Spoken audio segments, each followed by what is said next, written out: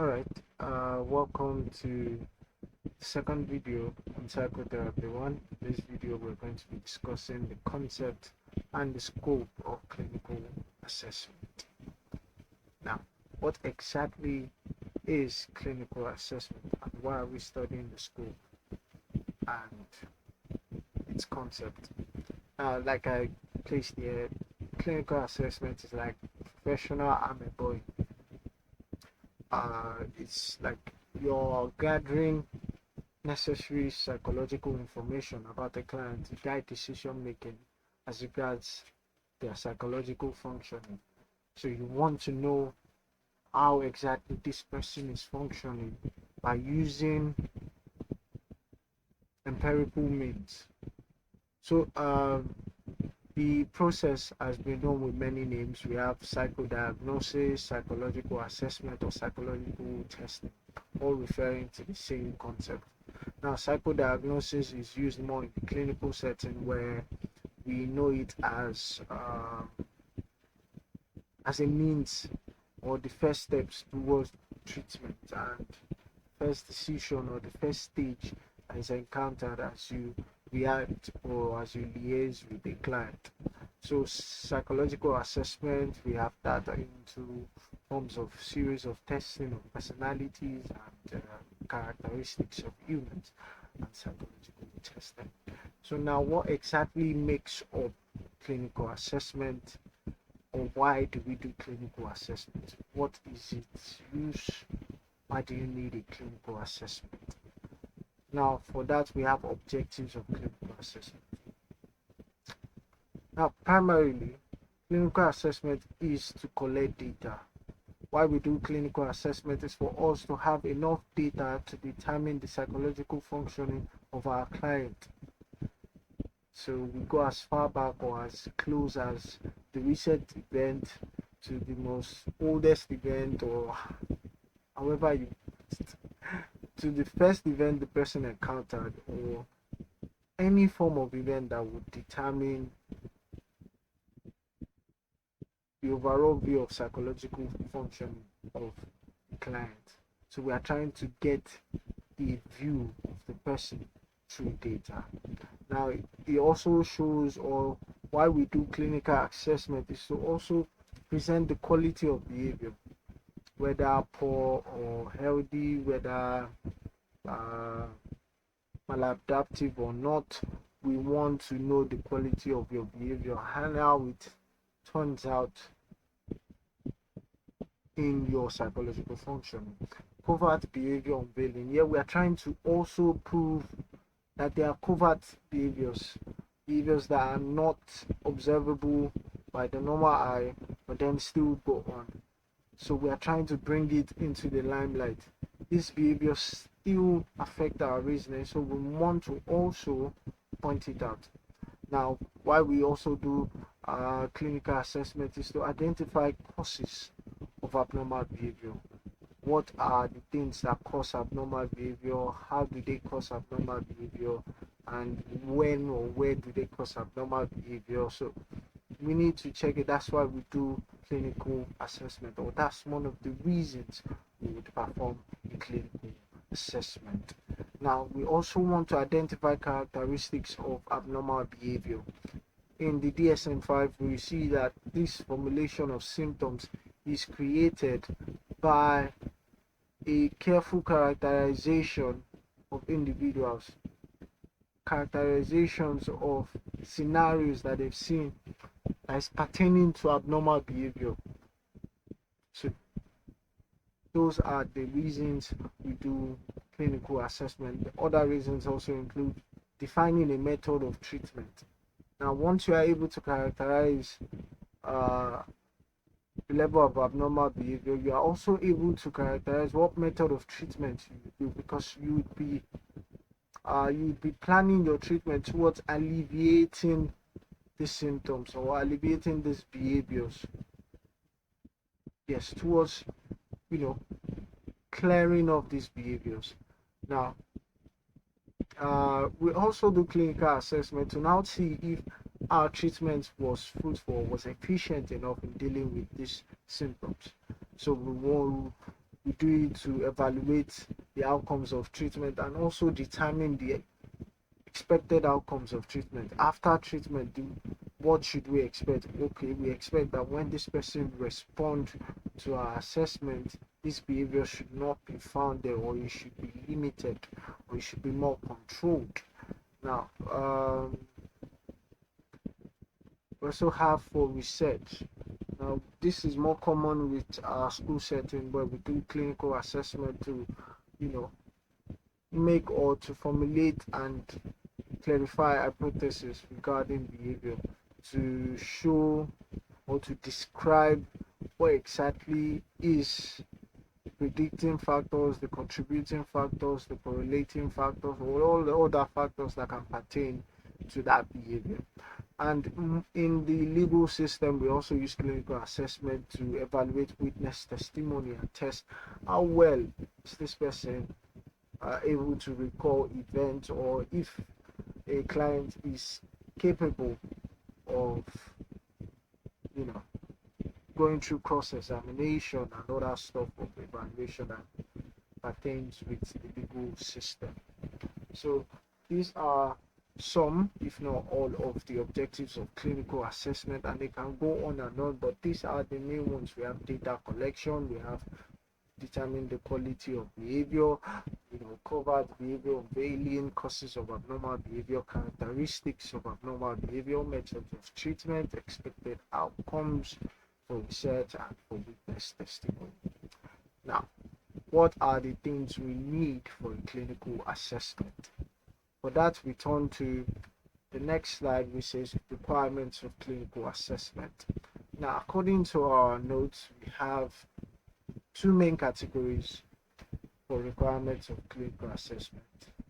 So when we're discussing what we need for clinical assessment, or what is it that would help us carry out a successful clinical assessment, we're able to define these categories into two.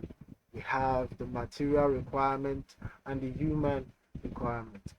Now, for the material requirement, as the name implies, are just materials needed to ensure that the assessments are able to efficiently diagnose, test, and assess behavior.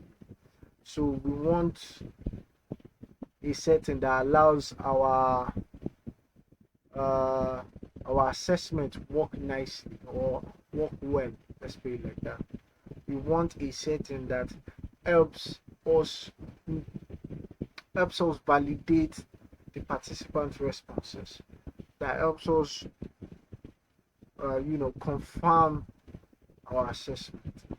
So yes, and we also have human requirements. Human requirements are the characteristics of the person, of the client, of the psychologist that helps us carry out this assessment successfully, seamlessly. So there are certain things that a participant or a client must carry, and there are certain things that the psychologist himself must also have within them, so that the whole assessment process can go on seamlessly. Now let's look at what are the material requirements specifically for clinical assessment. Now, here in our notes, we have a designated room. Now, there should be a room where you carry out your assessment. It could be a hall, it could be a laboratory, it could be a small cubicle, but there is a room, a defined section where you have your clinical assessment. Now, this section should be in a comfortable and homely condition. Our notes suggest that the area be rugged and also air conditioned, as it is pleasing to have these facilities. So rugged and air conditioned, so that it's pleasing not only to the eye but also to the person as they take their seat, or as they walk in and relate throughout the course of the assessment. It must also be in a comfortable and homely condition. One of our lecturers has said that it shouldn't be in a situation where you are a football fan or a soccer fan, and then the posters of your club is the only thing in your assessment room. You have the players' picture so boldly, everywhere is plastered with the colors of your team. No, you should be in a comfortable and homely condition. You want a couch, you want a comfortable couch, you want a sofa, or you want a coffee table, perhaps, something that is comfortable and in an homely condition. And it should also guarantee privacy. Uh, Privacy and confidentiality is the bedrock for which assessments stand. So if your room or if your place of assessment does not, guarantee privacy, then we are at fault. Hallelujah. So it must also be free from distractions. I don't know how many of us have seen 13 Reasons Why, but a distraction from the counselor's part disrupted you know, Anna's narration, and although he could have helped the situation at that point, the phone continually ringing led Anna to believe that she was not taken seriously, and then, well, the movie plot summarize the end to that. Now, a cabinet of tests. The note suggests that for every assessment room, you must have a cabinet or a storage facility that is equipped with test and assessment, different tests and assessment from projective to objective. As long as you are in the trade, it should contain different forms of tests, and it should be under lock and key, not easily accessible to anyone, but accessible to only those who are permitted. Now, all your tests must be standardized, or all forms of assessment used must be standardized, must have gone through normalization, must have gone through other forms of verification to make it standard. Now, it is also advised that you have assorted snacks in the room to help, foster a relationship between the therapist and the client. So for those that smoke, perhaps a part of the room where they can do that freely, perhaps a ashtray on the table, on the coffee table, which is low. And then for some that like finger foods, they have chips and nuts and all that. So we can also have assorted toys for our, you know, for our younger clients, or for younger clients, the teddy bear, scrunchies, and all that. So all forms of things that can help, make the young person more comfortable and more, relaxed in the setting. And also, it was suggested that there should be a one-way mirror.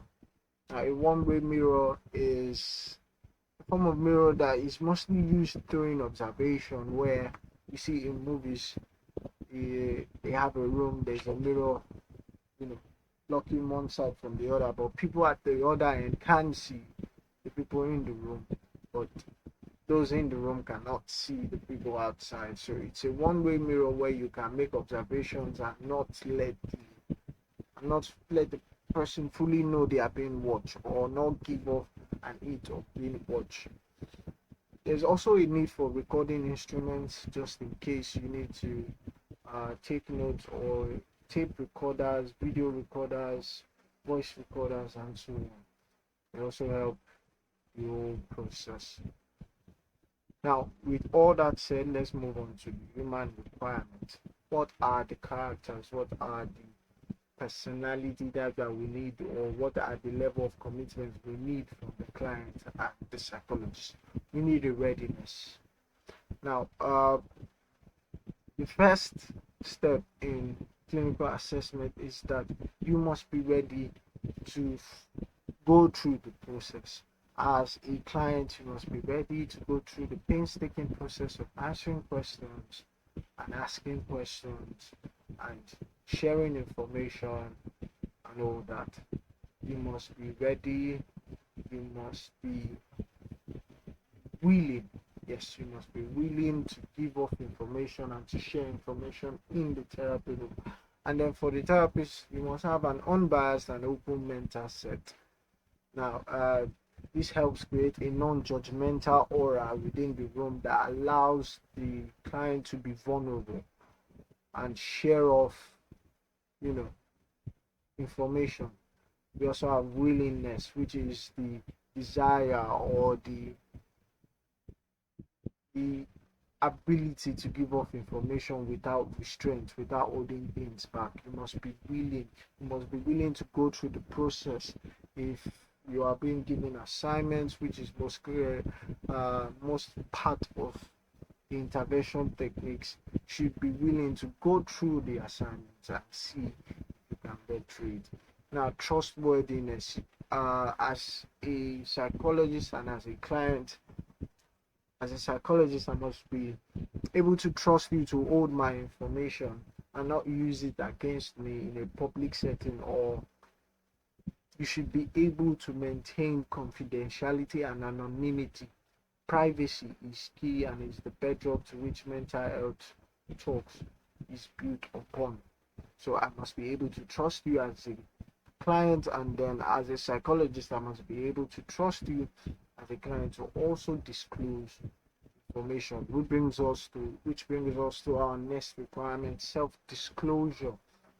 Self-disclosure means you are able to give up information about yourself, both client and therapist, that would help in this process. Now, for on the therapist side or on the psychologist side, your self-disclosure is meant to foster rapport and not just to share information, or not to turn it into your own therapy room or turn the client into your therapist. It's not a give and take relationship, it's mostly a give relationship on your end. You just do it to maintain rapport and to build a relationship. Now, significant other, you must be able to provide significant other when required. So you must be willing to provide significant other when required. So whenever your significant other is asked to come for a cross interview or a cross examination, you should be able to provide significant other. Now, you must also be punctual to appointments. Don't miss appointments whenever you are asked to see the therapist. Do not miss appointments. As a client and as a psychologist, do not miss appointments. Always be punctual. You must also have knowledge on what and how and when to use a test. So know which test you are using, when you are using it, and how you are using it. You cannot use a thematic perception test for someone that has or that is struggling with visual impairment, for example. So it is necessary to know what test, how to use it, and when to use it. What are the administrative requirements for each test? What are the instructions for scoring and administering each test? And then you should not come with a threatening or adverse effect tone. Do not threaten your client. Do not say, if you don't disclose this thing from me, so do not come off as threatening.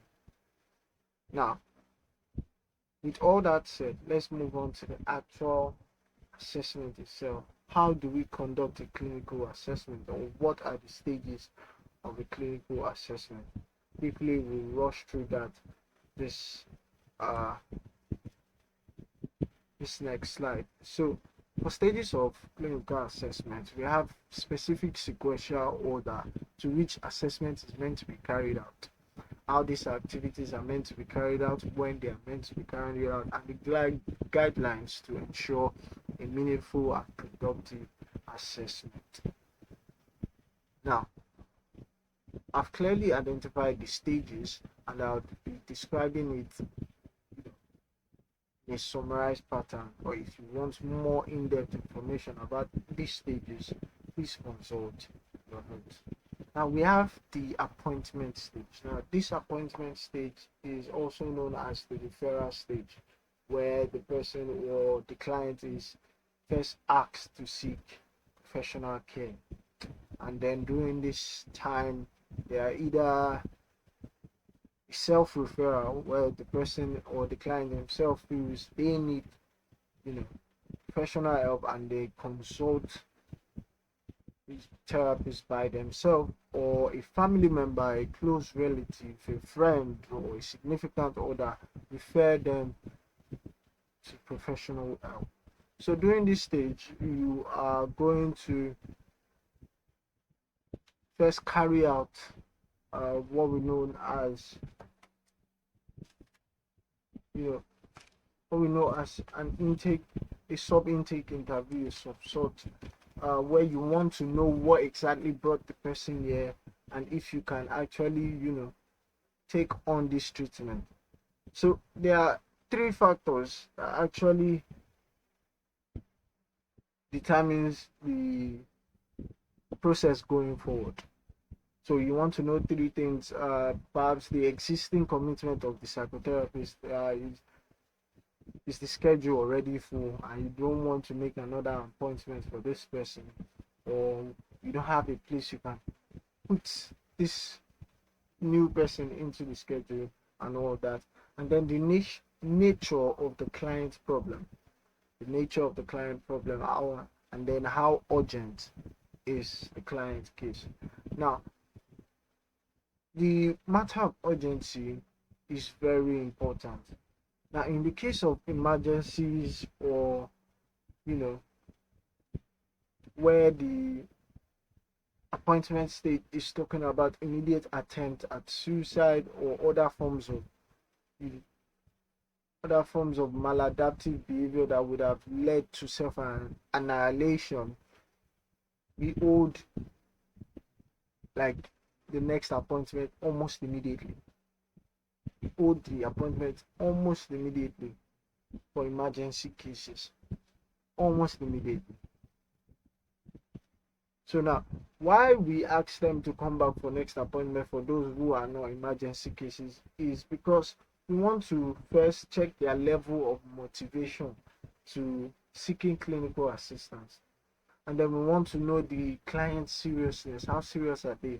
Because everybody claims, or not everybody who comes to a clinical setting actually has or needs a therapist, which brings us to our next point. We want to check for phenomenon of spontaneous remission, which we can see in many psychological disorders. We want to check of spontaneous remission, where spontaneous remission is like a process where the symptoms that were first recorded begin to decline by themselves. So symptoms that were first recorded, the presenting complaint and all those things, just beginning to slowly by themselves just decline to extinction. So we are trying to give space for that process to happen. So most times it takes 1 or 2 weeks before you get your next appointment after the appointment stage, or you get a schedule defined for you by the therapist. Now we have the first contact stage. Now this first contact stage is very trivial, as it would form the basis of rapport within the relationship. So rapport is the process by which the psychologists establish trust and understanding, a mutual confidence between him and the client, to make the client feel at ease and also feel that they can trust the psychologist. Yeah, so most time you might need to share a smile, you might need to give a warm but gentle handshake, words of encouragement, pay attention to the needs of the client, listen adequately, also perform reflective listening and all that. General show of empathy, not sympathy, empathy, which is like a general understanding of their case.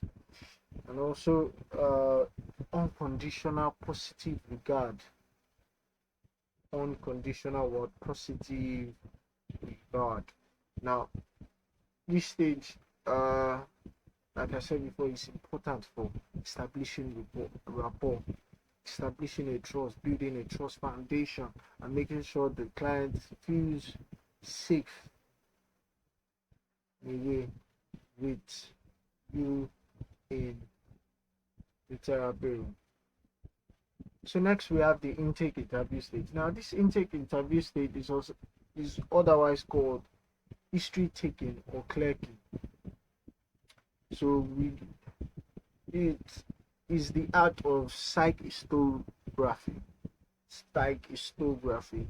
where you basically make note of the entire lifetime of the client, from conception, from experience, from siblings, from the significant others, from conception to educational history, occupational history, marital history, psychosexual history, medical history, forensic history, that's whether the client has been to jail or not, and other form of history, sexual history, religious history. Every form of information counts during this part. Every form of information counts. And here you make note of the presenting complaint and compare the presenting complaint. If it is not a self-referral, compare the presenting complaint of the source of the referral to the client himself.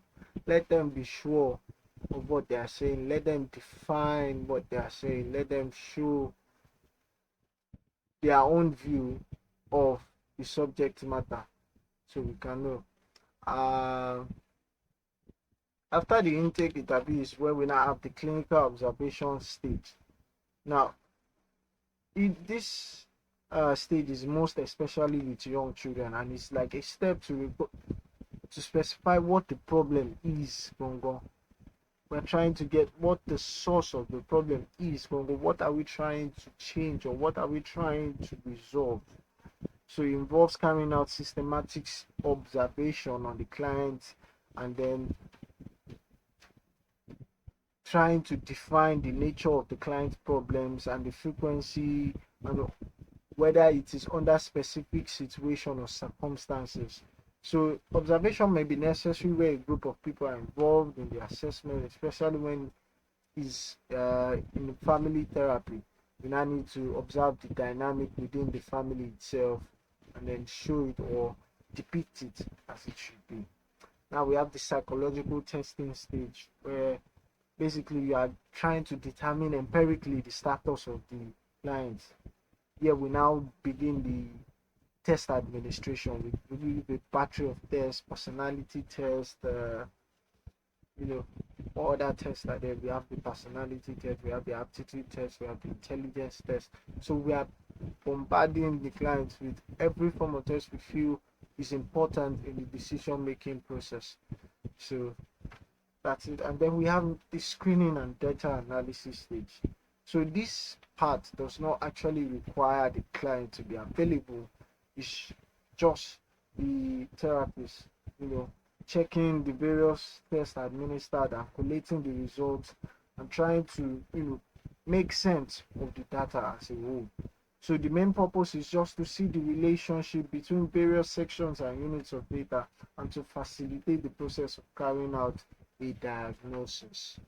So that's the main idea behind it.